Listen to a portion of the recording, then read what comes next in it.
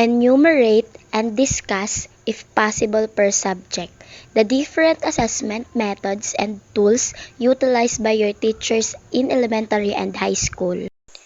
We have many subjects, but we only chose 3 subjects to be an example. First is the mathematics subject.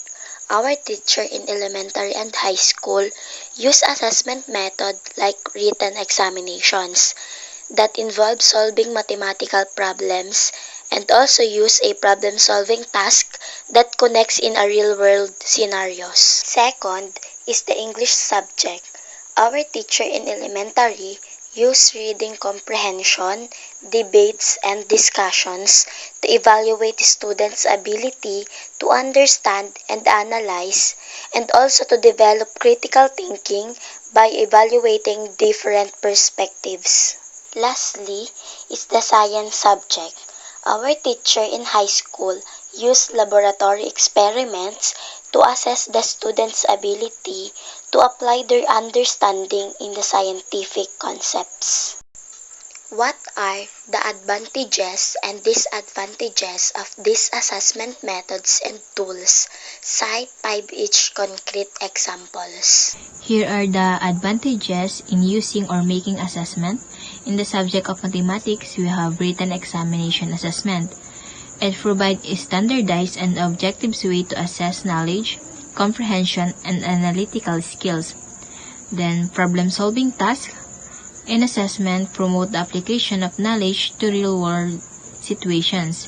Then, the subject of English, we have reading comprehension tasks. It assesses the ability to understand, interpret, and analyze written information. Also, we have debates and discussions. It helps develop critical thinking, improves communication skills, and enhance understanding of diverse perspective on historical and societal issues. Then, in the subject of science, we have the laboratory experiments. It offers hands-on experience, allowing students to apply theoretical knowledge in a practical setting. Disadvantage of the 3 subjects are, first is the mathematics subject. Written exam often focus on the ability to perform calculations and solve problems in a time setting, but they may not capture a student's deeper understanding of mathematical concept. Second is the English. The disadvantage of relying solely on reading comprehension assessment in language is that they may not fully capture a person's communicative competence or language proficiency. While debates and discussions are valuable for exploring different perspectives and fostering critical thinking, they may sometimes devolve into confrontational exchange that prioritize winning arguments over seeking a nuanced understanding of complex issues. Last is the science. So the disadvantage of laboratory experiment in science is that they may not always reflect real-world conditions or situations. Laboratory settings are controlled environment where variables can be manipulated and controlled to isolate specific factors for study. What are the 2 types of rubrics? Discuss each. Holistic rubrics or single criteria rubrics or one-dimensional, used to assess participants' overall achievement on an activity or item based on predefined achievement levels. And also, performance descriptions are written in paragraphs and usually in full sentences.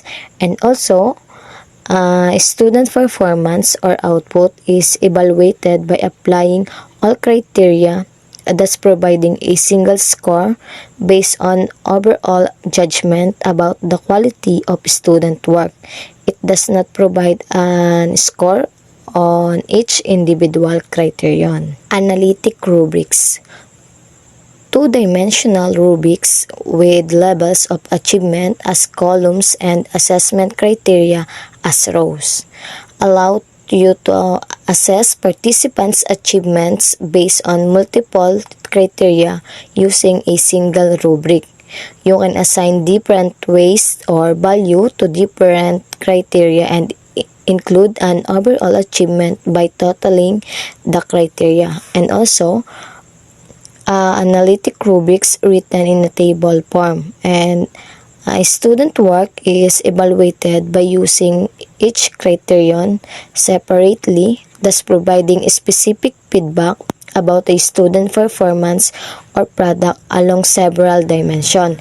And this is most applicable for assessing a complex performance or product. As future teacher, how will you assess your future students? As a future teacher, I will assess my future students. I regularly use formative assessment to gauge student understanding during the learning process.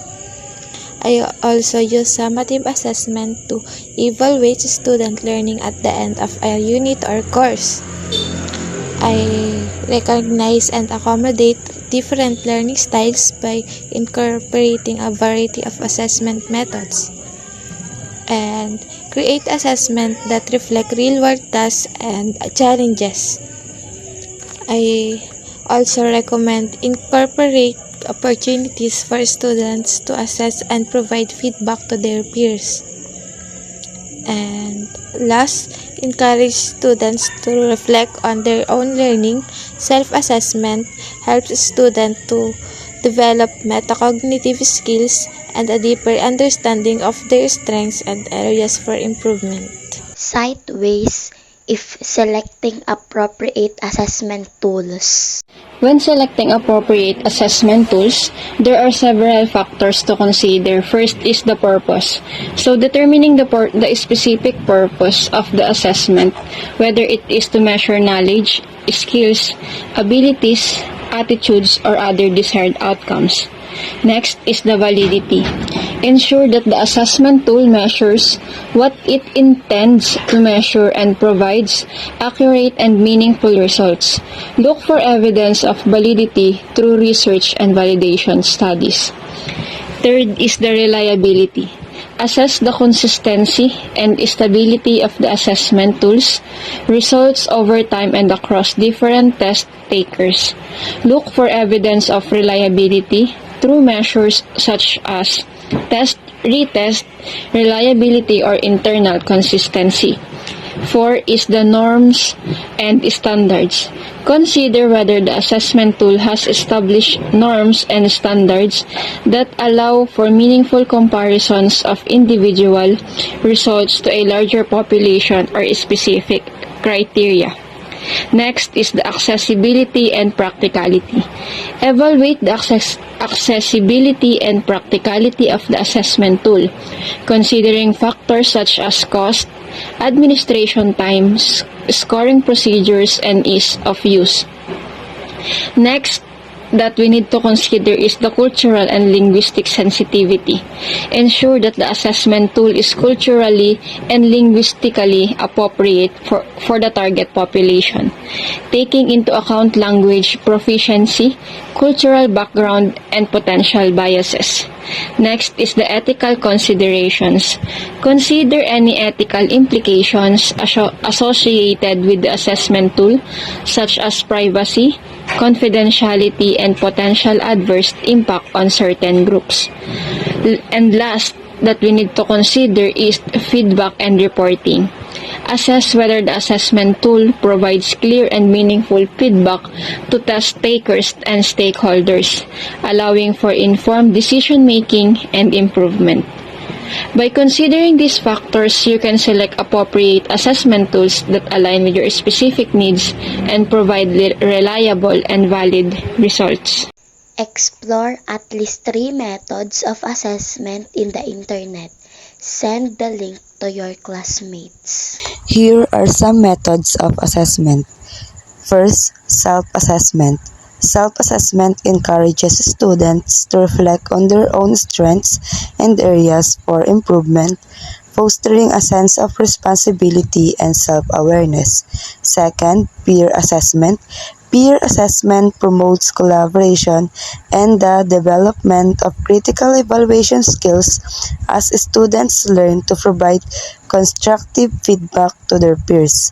Third, performance-based assessment.